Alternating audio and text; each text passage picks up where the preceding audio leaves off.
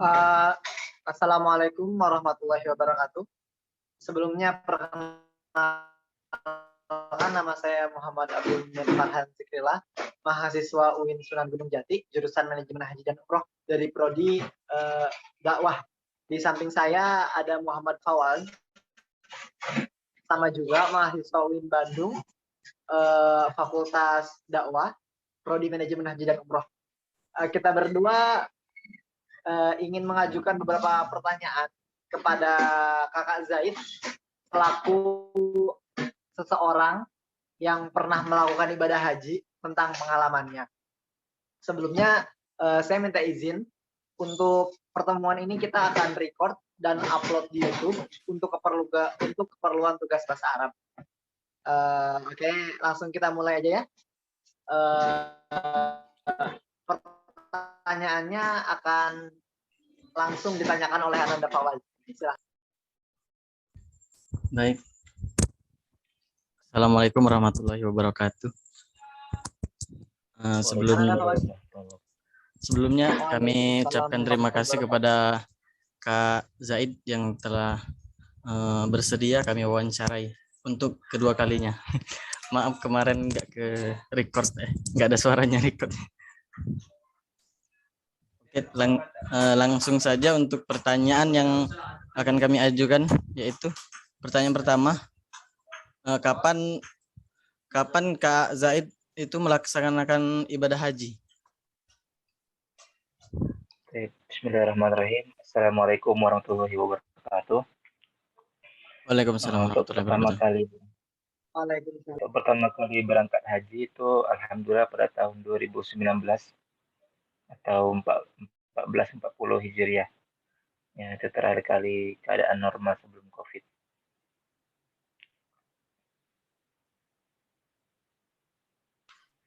Oh begitu ya. Jadi setelah itu pas 2020 itu masuk Covid itu udah beda ininya kayak. Udah nggak seperti biasa lagi hajinya. Ya. Kalau sebelum Covid atau sebelum pandemi itu normalnya sedunia itu ada jatah 2 juta orang, 2 juta jamaah.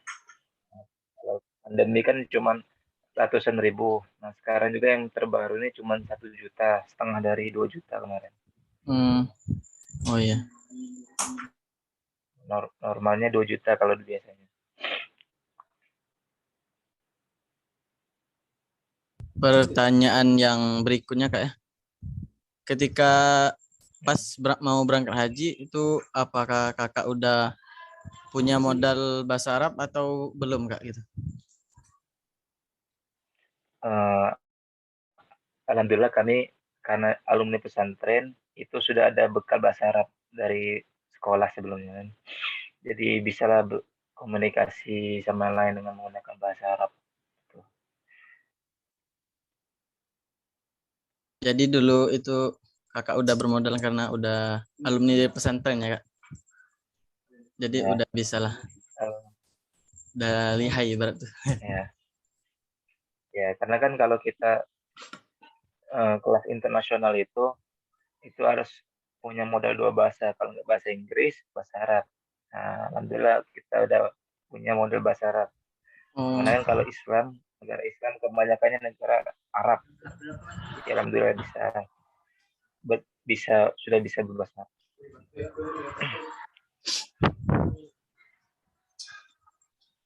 Baik Kak, untuk yang selanjutnya ya Kak,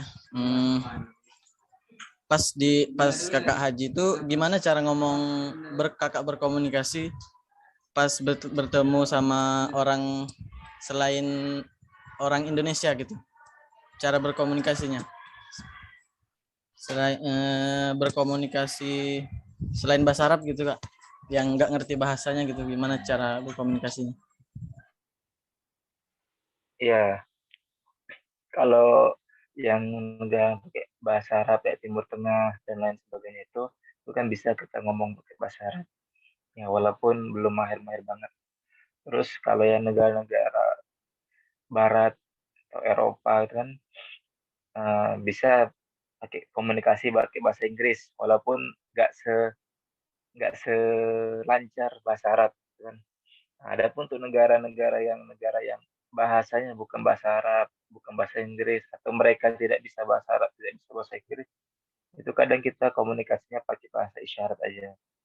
Ya, kayak misalnya India kan ada yang bisa bahasa Inggris, tapi nggak semuanya bisa bahasa Inggris. Pakistan gitu-gitu. Nah, gitu juga dengan orang Cina. Cina kan ada bahasa khususnya bahasa Cina.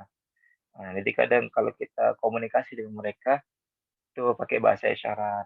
Nah, misalnya kalau kita eh, ngasih minum ke mereka, kita ngasih minumnya, nih minum minum. Tuh, jadi pakai Gitu bahasa ya. isyarat. Ya, kadang mereka juga ngomongnya pakai orang-orang India, misalnya mereka ngomong pakai bahasa India, kita nggak ngerti, ya kita pahamin aja kalau dia tangannya gerak ngasih minum, berarti itu ngasih apa? Mau ngasih minum gitu. Nah, kurang lebih seperti itu. Oh, jadi pakai bahasa isyarat karena nggak ngerti bahasanya kan. Ya, kayak misalnya mau minjem HP buat nelpon, ini Mm. nelpon.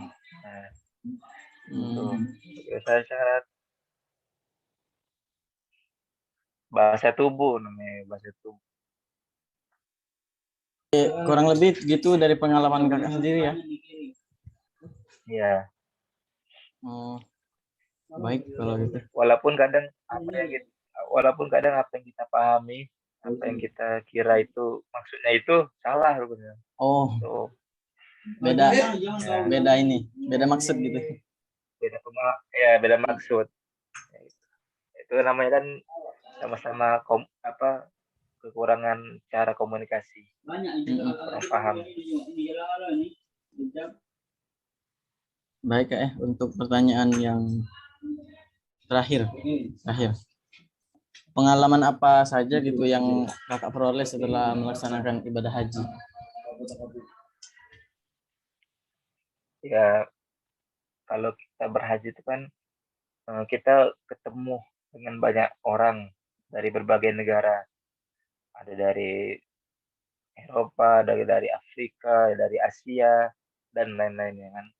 Nah, pelajaran paling utama itu kita bisa ngeliat adat istiadat orang, adat budaya orang dari negara-negara lain yang berbeda-beda. Contohnya saja kan Indonesia jamaahnya khasnya kalau berangkat haji kan pakai baju batik. Nah, pakai baju batik seragam, semua baju batik biru. Nah, kalau negara lain itu enggak kayak gitu dia. Ada yang kalau orang Afrika itu mereka pakai seragam atau baju yang warnanya itu warna cerah, warna terang. Jadi kulitnya hitam tapi bajunya baju cerah gitulah. Nah, kalau orang Cina mereka ya pakai baju adat mereka. Ya kalau kayak kita nonton di film-film Cina tuh. Nah, itu terus dari cara adat, budaya ngobrol, budaya makan, cara makannya kan beda-beda tiap negara. Kalau kita kan kalem makan, ada yang rebutan. Kalau negara lain kan ada yang rebutan, nggak kayak Indonesia kan tertib. Nah, dan juga kita juga bisa tukar budaya, saling eh, berbagi informasi kayak mana Islam di negara mereka berkembang atau kayak mana kan.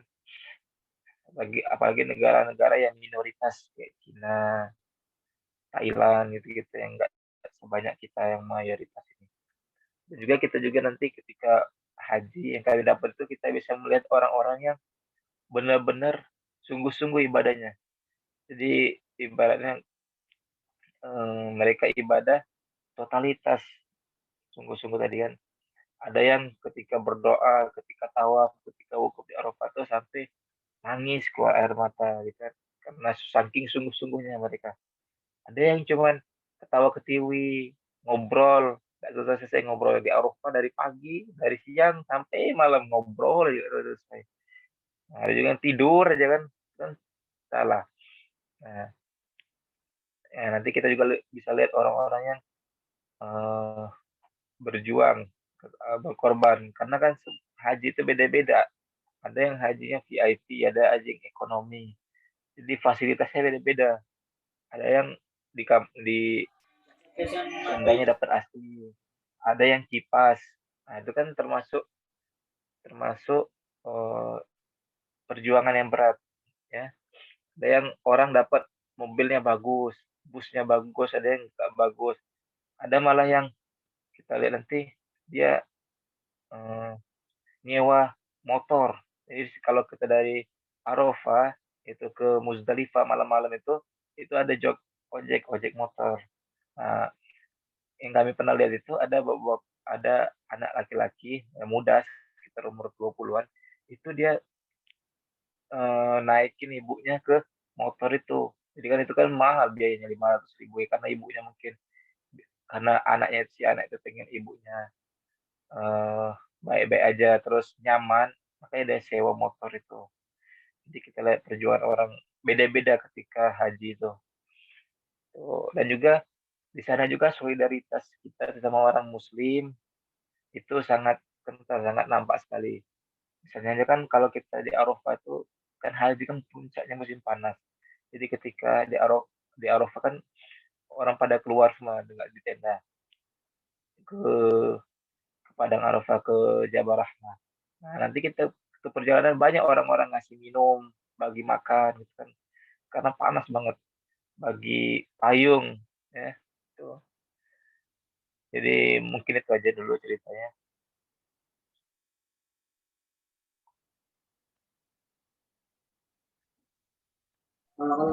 Jadi untuk yang kalau pakaian tadi, kalau beda negara itu beda pakaian gitu Kak, kalau untuk hajinya ya. Iya, maksudnya pakai selain ihram ya kan, kalau kita Nah, lagi berhaji itu kan pakai ihram. Nah, kalau sudah boleh lepas lepas lepas ihram itu bisa pakai bebas, pakaian bebas. Maka kalau negara Indonesia pakainya batik biru itu. Kalau orang Cina dia pakaian orang Cina terus ditambahin di atasnya kadang ada bunga-bunga di kepala itu. Jadi sebagai ciri khas negara situ, jemaah itu. Kalau orang Afrika kan tinggi-tinggi, terus fisiknya kuat kan kalau orang Afrika kan. Ya, kadang kita yang Indonesia ini kadang eh, setengah badan mereka, kadang ke sikut kalau kita tawaf. Nah, mereka kadang pakainya itu warna-warna yang cerah-cerah, warna-warna terang. Tuh. terus ini Kak, kalau untuk pengalaman, pernah nggak dapat pengalaman buruk gitu di selama haji gitu? Atau kesan baik semua gitu di sana? Eh, buruk, alhamdulillah nggak ada. Buruk. Alhamdulillah eh, Orangnya dapat baik-baik yang semua ya? baik-baik terus. Iya. Ya, tapi ya yang berat itu ketika kita berhaji itu harus banyak-banyak sabar aja. Sabar karena memang karena orang ramai kan, kalau biasanya kan kita bisa tawaf di bawah. Nah, kalau kita haji itu susah dapat di bawah, pasti ke atas semua. Nah, itu kan lebih jauh putaran tawafnya. Gitu juga kan kalau kita lagi masyair, ya. Masyair tuh dari Arafah ke Muzdalifah terus ke Mina. Itu kan nanti macet jalan tuh. Ya. Kadang berjam-jam kita di jalan, di bus karena macet tadi kan. Katanya tuh ada juga pernah kalau pas tawaf keliling Ka'bah tuh kan suka dorong-dorongan gitu kan. Ada yang jatuh ke orang tua gitu. Ya gitu karena memang fisiknya atau postur tubuhnya kan beda-beda. Kalau Indonesia kan rata-rata kecil-kecil. Beda sama orang-orang yang dari Afrika, dari Eropa yang badannya sebesar. Dan kadang kan eh, kita kan tawaf tuh santai. Kadang ada orang yang cepat-cepat. Maksudnya mereka mungkin ada yang dikejar. Jadi tabrak-tabrakan lah. Karena 2 juta orang tawaf di waktu yang hampir bersamaan. Itu yang membuat kadang kami. Baik ketika dapat jumroh. Nah, kalau lagi dapat yang barengan-barengan orang ramai itu susah. Itu kira-kira yang pengalaman yang pernah kami dapat selama haji. Terus juga kalau beda kelas atau haji gimana gitu, beda juga bayarannya Kak ya.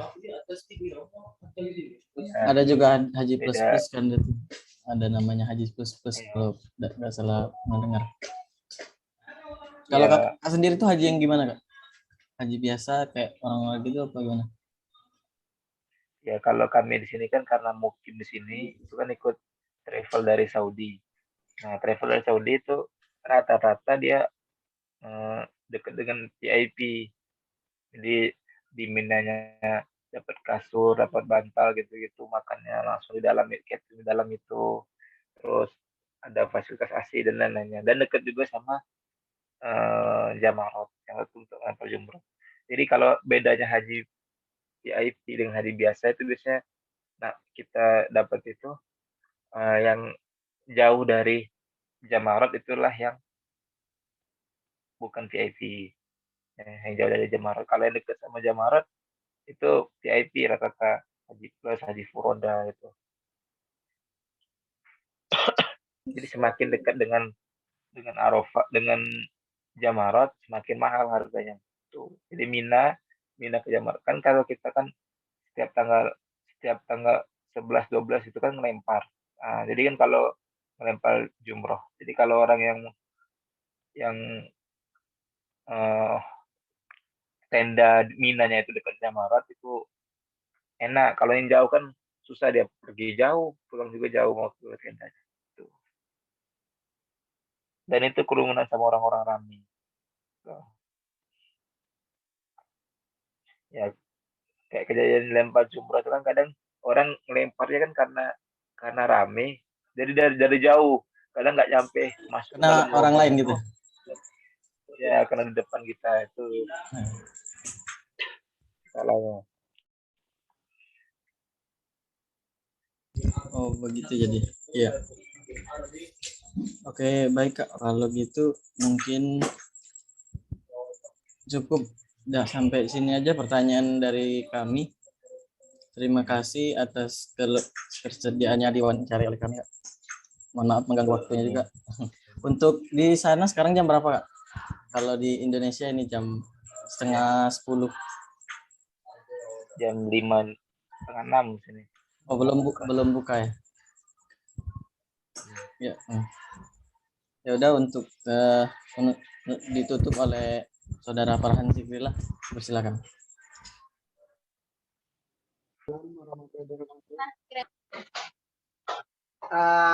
Terima kasih ya atas pemaparan pengalaman yang luar biasa. Doakan kami, saya dan Fawas dan teman-teman sekelas kita semoga bisa menyusul ke tanah suci dan melaksanakan ibadah yang mulia ini ya. Amin ya rabbal alamin. Mungkin cukup sekian aja. Terima kasih atas meluangkan waktunya untuk kita. Sekali lagi kami ucapkan terima kasih. Mungkin hanya bisa mengucapkan terima kasih saja. Cukup sekian. Assalamualaikum warahmatullahi wabarakatuh. Waalaikumsalam warahmatullahi wabarakatuh. Waalaikumsalam. Bentar kak di foto dulu sekali. 1, 2, 3. Oke 1, 2, 3. Nah, makasih kak. Boleh.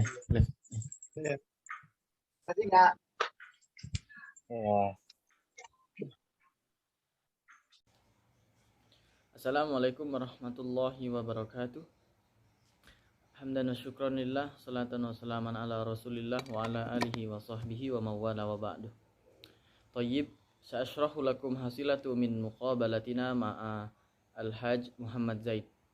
Awalan, Muhammad Zaid addil hajj fi sanata alfaini wa tis'a asyarata miladiyatan qabla al-waba. Thumma taliya ladaihi al-maharatu fil lughati al-arabiyyah li'annahu minal ma'hadil islamiyah. Thumma wa min khibratihi idza takallamu ila ghairil arabiyyin fasta'malu lughatul isyarah awil lughatil jasadiyah. Wal akhir wa wajadu al khubratal katsirata minal ada'il hajj ahadun minha ra'awun nasu ya'maluna al ibadati fil jiddi wal khusyu'i. Yumkin syukran hadza minni.